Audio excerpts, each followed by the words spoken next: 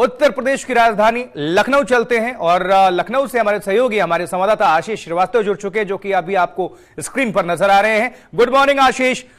उत्तर प्रदेश की राजधानी लखनऊ में आप मौजूद हैं और इसके पहले 1-1.5 महीने, जैसा कि मुख्यमंत्री योगी आदित्यनाथ भी बाकायदा उन्होंने डेट वाइज उन्होंने बताया भी कि किस दिन किस तारीख को कौन सा त्योहार है। यह काफी अपने आप में महत्वपूर्ण, सुरक्षा व्यवस्था से भी, क्योंकि हमने देखा कि हाल फिलहाल पिछले अगर 1 महीने 1.5 महीने को उठा ले तो बहुत असंवेदनशील मामले भी सामने आए और इसको लेकर तनाव का माहौल भी रहा। लेकिन अभी परसों चूंकि बकरीद है, उसके पहले आज शुक्रवार है, जुम्मे का नमाज है, तो किस तरह से आप देख रहे हैं सुरक्षा व्यवस्था? पूरे प्रदेश की भी बात करेंगे और लखनऊ की। देखिए आशुतोष, जिस तरीके से अब त्योहार का सेशन शुरू हो रहा है और योगी आदित्यनाथ ने उससे पहले ही सभी जिला अधिकारियों और सभी एसएसपी के साथ में एक मीटिंग की, और ये वीडियो कॉन्फ्रेंसिंग देर शाम भी की जाती है, यानी कि बेहद महत्वपूर्ण ये मीटिंग रही। उसमें साफ तरीके के निर्देश थे, चूंकि जुम्मे की नमाज और जुम्मे की नमाज से इससे पहले जिस तरीके के माहौल रहा था उत्तर प्रदेश में, उसको लेकर भी पुलिस को अलर्ट पे रखा गया है। हालांकि उस फ्राइडे से लेकर अब फ्राइडे तक कोई भी पेट्रोलिंग ऐसी है जो कम नहीं की गई है। लगातार आज भी पेट्रोलिंग चालू है, आज भी लोगों से बातचीत की जा रही है, लगातार संवाद, क्योंकि उत्तर प्रदेश सरकार कोई भी कोताही नहीं बरतना चाहती है कि किसी भी तरीके की अगर ढिलाई दी गई तो हो सकता है कुछ उसके बुरे अंजाम हो। तो इसी व्यवस्था से निपटने के लिए लखनऊ का एक ऐसा एरिया है जो बड़ा सेंसिटिव माना जाता है, वो पुराना लखनऊ है। वहां पर टीले वाली मस्जिद आती है और ऐसे करके कई ऐसी मस्जिदें हैं। उन सभी मस्जिदों पे आज फोर्स डिप्लॉय किया जाएगा। इसके साथ वहां दंगा नियंत्रण वाहन तक खड़ा किया जाएगा और लगातार जो मुस्लिम धर्मगुरु हैं उनसे बात भी की जा रही है कि आप लोग जुम्मे की नमाज पढ़िए और जुम्मे की नमाज पढ़ने के बाद सीधा अपने घरों को प्रस्थान करिए, क्योंकि आखिरी बार हमने देखा था कि उन्होंने गुलाब के फूल बांटकर आपस में सौहार्द को शो किया था। उसी को कंटिन्यू करने के लिए इस बार भी कहीं ना कहीं जब पुलिस वहां खड़ी होगी तो जो सिविल डिफेंस के लोग हैं वो भी मस्जिदों में मौजूद रहेंगे और मस्जिदों के साथ अंदर रहेंगे कि किसी प्रकार की कोई भी कम्युनिकेशन गैप ना हो पाए पुलिस और जो नमाजी है उनके बीच में। इसी के साथ साथ अगर हम बात करें तो जब संडे को नमाज है, नमाज के बाद बकरीद है, इसके लिए स्पेशली गाइडलाइन जो है वो सरकार ने जारी की है। सबसे बड़ी गाइडलाइन थी, क्योंकि प्रतिबंधित जो पशु है उनको कोई भी नहीं करेगा, किसी की कुर्बानी नहीं दी जाएगी, तो ये साफ कर दिया गया है। उससे बड़ा इश्यू निकल कर आता है कि कुछ लोग पहले ये आपने महत्वपूर्ण पहलू छेड़ दी, इस पर जाना चाहेंगे आशीष। दर्शक भी बहुत अच्छी खासी संख्या में जुड़ने लगे हैं और मैं कहता भी हूं कि आपसे अपील कर रहा हूं कि आप आइए और शामिल होइए, क्योंकि ये जानना जरूरी भी है। देखिए, सिर्फ उत्तर प्रदेश की बात नहीं है, उत्तर प्रदेश की जब भी बात होती है तो पूरे भारत की निगाहें इस राज्य पर रहती हैं, क्योंकि भारत का सबसे बड़ा राज्य और पॉपुलेशन वाइज भी, और निश्चित तौर पर आप मुख्यमंत्री के तौर पर कह लें या फिर आबादी के हिसाब से कह लें या अपॉर्चुनिटी के हिसाब से कह लें, उत्तर प्रदेश हमेशा से सुर्खियों में रहता है। तो इसलिए हम उत्तर प्रदेश की बात कर रहे हैं, क्योंकि आप देखिए आज शुक्रवार का दिन है और जैसा कि आशीष भी बता रहे हैं कि सुरक्षा व्यवस्था आने वाले दिनों के लिए काफी चाक चौबंद और दिशा निर्देश मुख्यमंत्री की तरफ से। लेकिन आशीष, आज चूंकि आज भी शुक्रवार है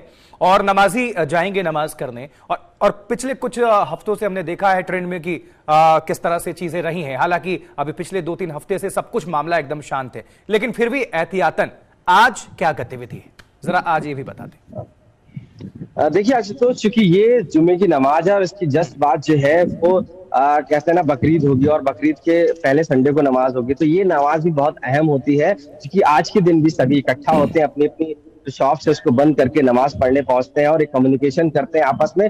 तो ये जो यहाँ पर जो व्यवस्थाएं की गई है, पुलिस ने यहाँ पर पीएसी को भी अलर्ट कर रखा है, यहाँ पर लगा रखा, आरएएफ को भी लगा रखा है। इसके साथ साथ जो और अन्य सेवाएं हैं, जो लोकल थाने की पुलिस है वो भी वहां पर लगा रखी है। ऐसे में जो वुमेन कांस्टेबल्स हैं वो भी वहां पर लगा रखी है, क्योंकि कई ऐसी मस्जिदें हैं जहां पर महिलाएं भी अब पढ़ने जाने लगी है और अपनी एकजुटता के साथ में वहां पर नमाज करती है। तो ऐसे में ये महत्वपूर्ण है इस बकरीद से पहले ये जुम्मे की नमाज, जिसको लेकर अगर पुराने लखनऊ से सेंसिटिव मामला रहता है वहां पर हमेशा से, उसी की वजह से आज भी वहां पर तकरीबन 8 थानों की फोर्सेस लगाई गई हैं और वो सभी मस्जिदों के आसपास रहेंगी। मस्जिदों से पहले पेट्रोलिंग कर रही हैं, मस्जिदों के आसपास रह रही लोगों से कम्युनिकेशन कर रही हैं, और ये भी खास तौर से ध्यान दिया जा रहा है कि कहीं कोई बाहरी व्यक्ति नमाज पढ़ने तो कहीं दूर से नहीं आ रहा है ऐसा, क्योंकि जो नमाज पढ़ने अपनी मस्जिदों में आते हैं वो लोकल के आसपास के ही लोग होते हैं। तो ऐसी स्थिति में उनको आइडेंटिफाई करने के लिए सोशल डिफेंस के लोग लगाए गए हैं कि आप उनको आइडेंटिफाई करिए। कुछ खास जगहों को, कुछ खास स्थलों को चिन्हित किया गया है क्या आशीष?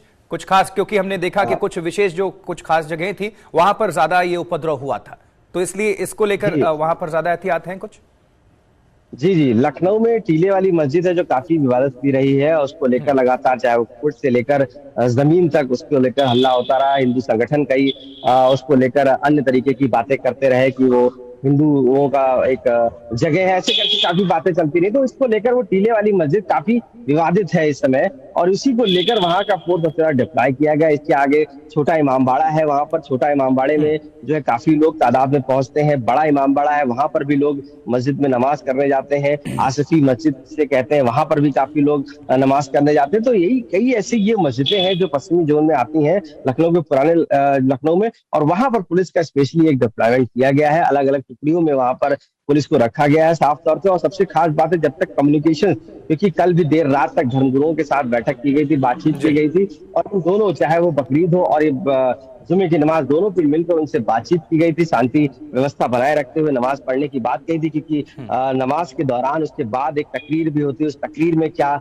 हो रहा है इसको भी पुलिस कहीं ना कहीं सोशल डिस्टेंस के जरिए जानने की कोशिश करती है। अच्छा। कि आखिर ऐसा तो ऐसा वर्ड है या कोई ऐसी स्पीचेस है जो बाहर निकल कर आए जिससे किसी में आक्रोश पैदा हो। और मुख्यमंत्री ने आशीष एकदम साफ संदेश दिया है, कड़क संदेश दिया है, और अपने जो जिस तरह से असामाजिक तत्व हैं उनके खिलाफ कार्रवाई हुई, चाहे बुलडोजर की हम बात कर लें या फिर हम गिरफ्तारियों की बात कर लें, या फिर अभी तक वो धरपकड़ जारी है और अभी तक शिनाख्त किया जा रहा है और तमाम कार्रवाइयां हो रही हैं, उसका असर भी हमें देखने को मिला बाकायदा, क्योंकि किस तरह से तुरंत शांत हो गया सब कुछ। ये अपने आप में एक उपलब्धि है, क्योंकि राज्य का माहौल बिल्कुल नहीं बिगड़ना चाहिए और आने वाले त्योहारों को लेकर ये सुरक्षा व्यवस्था अपने आप में अहम है। लेकिन हमने एक और चीज देखी कि हाईटेक तरीके से भी मॉनिटरिंग की जा रही थी, चाहे उसमें ड्रोन का इस्तेमाल हो, अत्याधुनिक हथियारों का इस्तेमाल हो, या फिर पेट्रोलिंग की अगर बात करें, पैदल गश्त या फिर घुड़सवारी दस्ता। और यहां तक आपने देखा आशीष, कानपुर, इलाहाबाद या लखनऊ में ऊंची ऊंची जो इमारतें हैं वहां भी पुलिस की मौजूदगी थी, बाकायदा दूरबीन से देख रहे थे। तो ये अपने आप में एक, तो इस तरह से फिर आगे भी तैयारी होगी।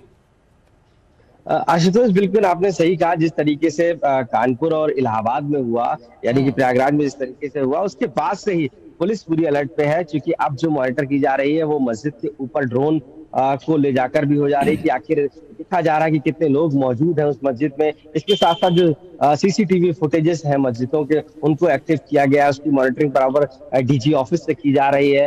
हाई डेफिनेशन कुछ कैमरे अलग से भी लगाए गए हैं, जिससे कि पिक्चर बहुत क्वालिटी और क्लियर हो, कि आखिर कोई ऐसा उपद्रवी तो नहीं है, अगर हमें जरूरत पड़ी पिक्स लेने की तो वो भी वहां से ली जा सकी। तो ये जो टेक्नोलॉजी का प्रयोग कर रही है उत्तर प्रदेश की पुलिस, वो भी काफी अहम है इस बार मस्जिदों को लेकर, और जहां पर नमाज पढ़ी जा रही है साफ तौर से। क्योंकि जिस तरीके से पिछली 2 घटनाएं हुई थी, उसके बाद पुलिस किसी भी तरीके का लूप होल नहीं छोड़ना चाहती, और यही वो वजह है, चाहे वो कम्युनिकेशंस का मामला हो, चाहे वो टेक्नोलॉजी का मामला हो, या और इससे फायदा भी मिला आशीष, इससे फायदा भी मिला आपने, और हमने देखा किस तरह से जो लोग घरों पर इकट्ठा होकर पत्थरबाजी करते थे, जब ड्रोन, क्योंकि वो छुप जाते थे इस तरह से तो पता चलता नहीं था, जब ड्रोन उनके ऊपर मंडराता था और घरों जिस छत पर पत्थर की मौजूदगी है यानी कि अपने आप में पहचान होती थी, और तस्वीरें सामने आने लगी ड्रोन की मदद से, तो अब ये सब कुछ एकाएक पत्थरबाजी बंद हो गई थी। तो ड्रोन का अपने आप में बहुत महत्वपूर्ण उपयोग है आशीष।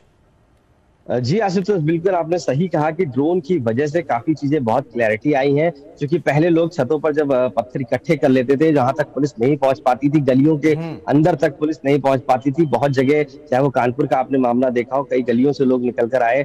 तो ये वो वजह थी जहां पर पुलिस का एक्सेस थोड़ा सा डिफिकल्ट हो रहा था। ऐसी स्थिति में ड्रोन को उड़ाया गया और ड्रोन से उस ऊपर की पिक्चर्स ली गई और वहां का मॉनिटर किया गया, आइडेंटिफाई किया गया कि ऐसा तो नहीं है कि कहीं ये पत्थर इकट्ठा है जिसको उपयोग किया जा सके किसी गलत कार्य के लिए। तो इन सभी तरीकों को ड्रोन के जरिए यूज किया गया और वहां पर फिर पुलिस पेट्रोलिंग बढ़ाई गई, जिसके बाद देखा गया कि इस गली में सेंसिटिविटी बनी हुई है, यहाँ पर कुछ अराजक तत्व हो सकते हैं, तो उसके बाद उसमें पेट्रोलिंग बढ़ाई गई। तो ये काफी टेक्नोलॉजी की मदद यूपी पुलिस ने ली है।